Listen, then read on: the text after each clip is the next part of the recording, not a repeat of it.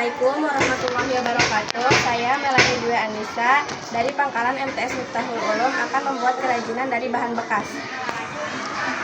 Bahan-bahannya adalah benang wol dan kawat. Cara membuatnya pertama-tama kita bentuk ininya kawatnya menjadi seperti bunga dan batang. Kemudian dikasih longgar sedikit dan batangnya dimasukin ke longgaran tengah.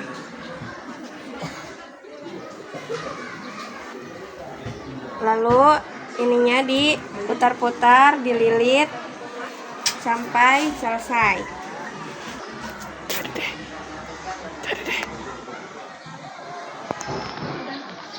Jadi deh. Dan ini adalah hasilnya dari bahan bekas. Dan ini adalah hasil kerajinan dari bahan bekas. Terima kasih. Wassalamualaikum warahmatullahi wabarakatuh.